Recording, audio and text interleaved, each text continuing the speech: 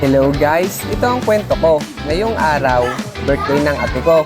Pero ang kaibahan lang, hindi na namin siya kasama ngayon. Nasa heaven na kasi siya. Pero gaya ng lagi namin sinasabi, kahit wala na siya dito sa piling namin, hindi siya kailanman mawawala sa puso namin. Kaya taon-taon, tuwing birthday niya, hindi pwedeng hindi namin siya ipaghahanda. Napag-usapan talaga naming magkakapatid na gagawin naming tradisyon ito. Isang simpleng handaan para maalala siya, para iparamdam pa rin na bahagi pa rin siya ng pamilya namin, ng buhay namin. At syempre, sino pa ba ang tatawagin sa pagluluto kundi ako? Wala na silang ibang choice kasi ako lang talaga ang may alam sa kusina. Di man ako chef o master sa pagluluto. Pero pag may handaan, ako agad ang tinatawag ng pamilya. Kahit minsan, parang gusto ko na lang matulog buong araw. Wala ako daw ang kusinero ng bayan. Pero ang totoo, kahit nakakapagod, nag-e-enjoy pa rin ako. Kasi iba yung saya kapag ikaw ang nagluluto para sa mga taong mahal mo. Lalo na kung alam mong para sa isang espesyal na tao ang lahat ng ito. Kapag nasa kusina na ako, kahit mainit, kahit gutom na ako, habang nagluluto, tuloy pa rin. Kasi alam kong may kahulugan yung bawat sangkap, bawat timpla, bawat huling tikim.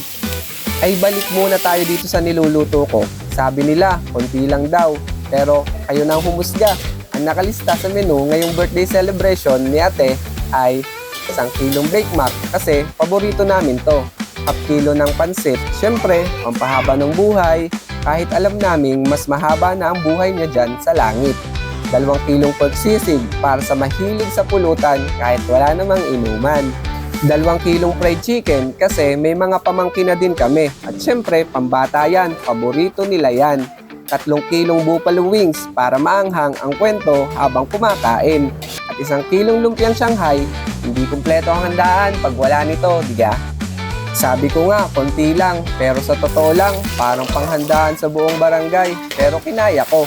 Ako pa ba? Kahit pagod, go lang. Kasi ibang klase ang saya kapag alam mong para kay ate to. Alam mo yung feeling na kahit wala na siya, parang nariyan pa rin siya sa paligid habang nagluluto ako. Niisip ko na lang na baka pinapanood niya ako at natutuwa siya na hindi namin siya nakakalimutan.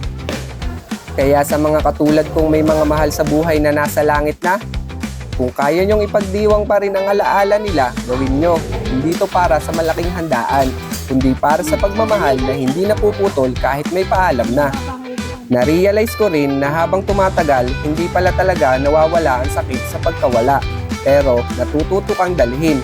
At minsan, itong mga handaan na ganito, ito na rin yung paraan naming magkakapatid para buuin ulit yung pira-piraso naming damdamin. Hindi ito tungkol sa pagkain lang, kundi sa pagsasama, sa paggunita, at sa pagpapasalamat. Kasi kahit wala na siya, ang dami naming natutunan mula sa kanya.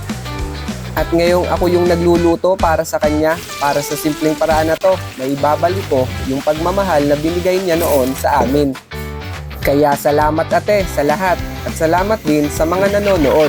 Sana sa kwento ko may naaalala rin kayong mahal sa buhay. At sana sa susunod na handaan ninyo, alalahanin din natin silang lahat. Hindi lang sa luha, kundi sa pagmamahal na may kasamang isang masarap na ulam.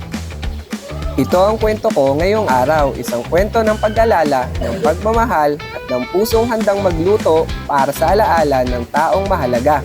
Hanggang dito na lang ang kwento ko guys. Kung nagustuhan mo ang mga kwento ko, pwede mo kong i-follow o i-share ang mga video ko. Salamat agad sa suporta. Hanggang sa muli. Bye bye bye!